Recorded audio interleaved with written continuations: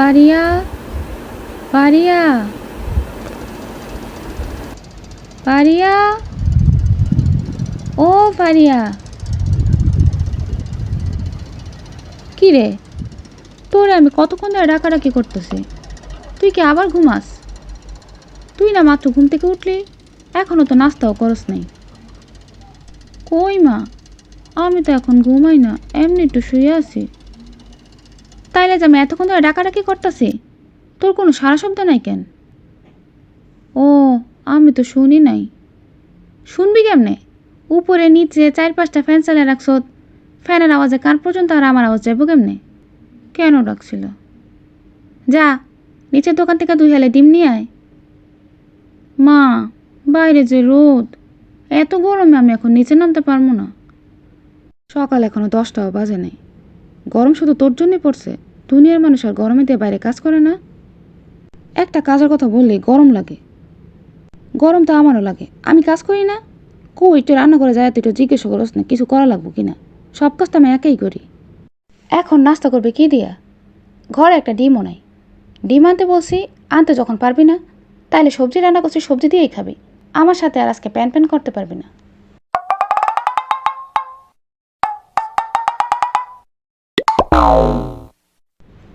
আজকে সবজি দিয়েই খাইতে হইব। এখন যদি আমি নিজে খাওয়ার জন্য ডিম আনার কথা বলিও, আমারে কতগুলি কথা শুনাইব। আর একবার যদি আজকে মাথা গরম হয়, সারাদিনও থামবো না।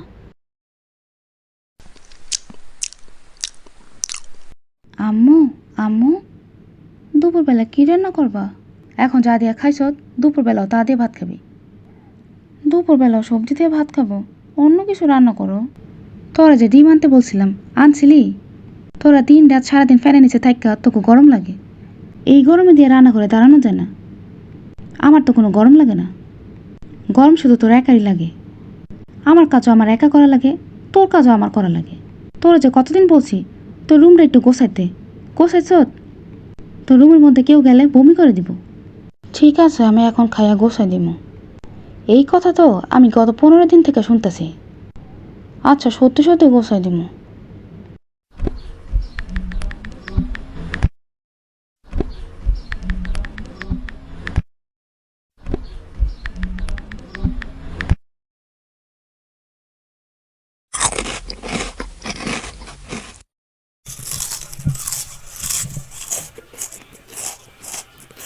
আয়ান, তুমি কি খাও?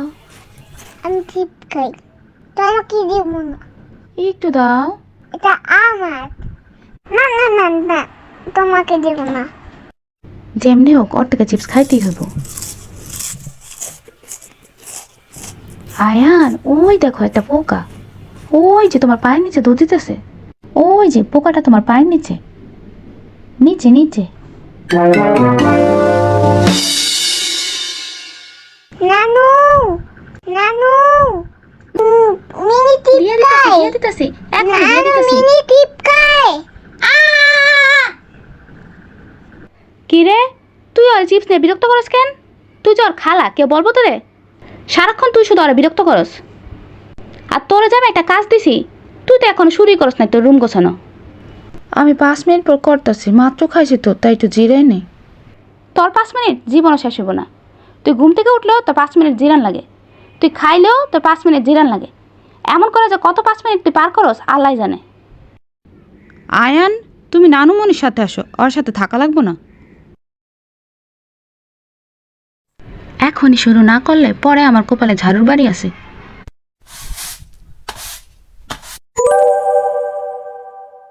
ফারিয়া, ফারিয়া, দেখ আকাশে মেঘ ধরছে, ছাদের থেকে জামা কাপড়গুলো নিয়ে আয়। এমন মেঘ তো কালকেও ধরছে, শুধু শুধু বৃষ্টি তো আসেই নাই।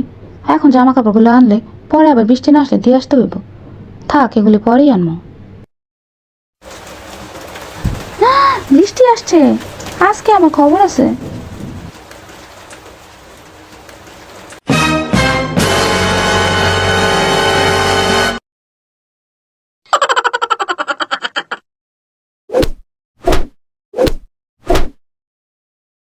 পারিয়া, শুন, বাইরে রোদ উঠছে, আমি একটু ছাদে যেতেছি, জামা কাপড়গুলো রোদ দিয়ে আসি। তুই একটু রান্নাঘরে যা, যতক্ষণ পর্যন্ত আমি না আসমু ততক্ষণ পর্যন্ত রান্নাঘর থেকে নড়বি না। চুলার উপরে দুধ বসানো, দুধটা ফুটলে নামাই ফেলবি। এক ফোঁটা দুধও যেন চুলার মধ্যে না পড়ে। আচ্ছা ঠিক আছে মা, আমি এখনই যাইতেছি। এখনই মানে এখনই যাবি? পরে আবার মোবাইল নিয়ে টিপাটিপি করতে বসলে তোর আবার খেয়াল থাকবো না, সবগুলো দুধ পুইরা নষ্ট হইব। ঠিক আছে, এই তো যাইতেছি।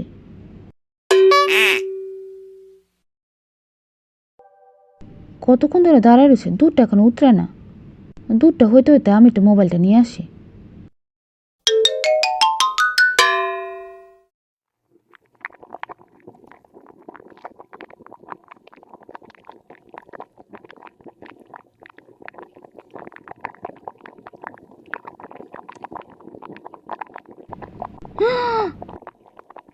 দুধ পড়ে গেছে, আজকে মা আমার মাইরে ফেলবো। তাড়াতাড়ি করে দুটো নামাই, পাশে দিয়ে মুছে দিলি হইব। আম্মু আর কি রে, পোড়া গন্ধ আসে কই থেকে? নিশ্চয় তুই দুধ পড়ে ফেলছত। আমি কিছু করি নাই, আমি তো এখানেই দাঁড়িয়েছিলাম, একটু ওই রুমে গেছি কয়েক সেকেন্ডের জন্য, এর মধ্যে আইসা থেকে দুধ পড়ে গেছে। তোর তো সবসময় এমন হয়, একটা কাজ দিলে সে কাজে মনোযোগ দিতে পারবি না। এই জন্যই তো আমি তোর বইলে গেছি এখানে দাঁড়ায় থাকতে, সব কাজের মধ্যে তোর এমন করস। পাশে দিয়া যে তরকারিটা পুড়তাছে তোর কোনো খবর নাই? আমি তো খেয়াল করি নাই, তুমি তো দুধের কথা বলছো। তুমি তো তরকারির কথা বলো নাই, আমি তো তাই তরকারিটা দেখি নাই।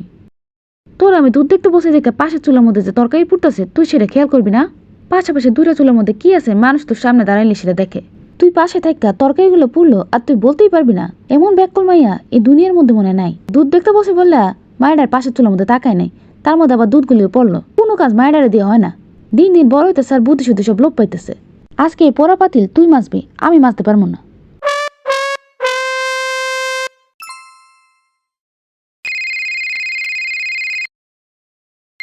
ফারিয়া, ও ফারিয়া, কতক্ষণ ধরে মায়েরা ফোন বাজতেছে?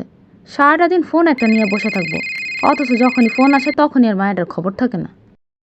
মায়াটার একটু রুমটা গোছাইতে বলছিলাম, অর্ধেক রুম গোছায় মায়াটা যে কই গেছে।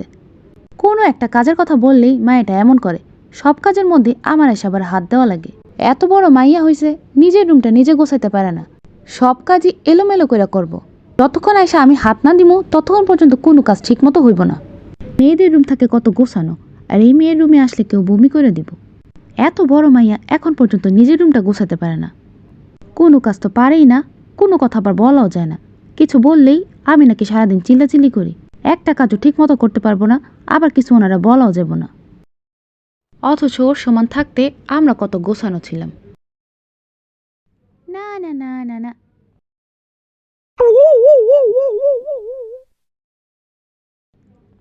এতগুলো কাপড় এখন কে ভাঁজ করব? এইগুলি ভাঁজ করতে করতে আজকে সারাদিন যাব। তার চেয়ে এইগুলো আম্মু আসার আগে তাড়াতাড়ি করে রেখে দিই, পরে এগুলো সময় করে ভাঁজ করে নিব নে, আম্মু না দেখলেই হয়েছে।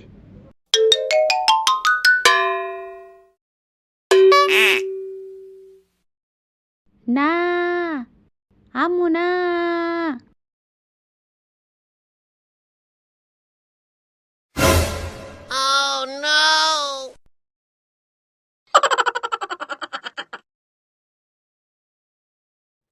ফারিয়া, এই মায়েটাকে আজকে আমার ধৈর্য পরীক্ষা নিব।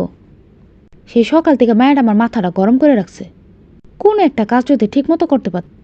তুই কি মনে করছো তুই দরজার পিছনে লুকায় থাকলে আমি তোরা দেখবো না?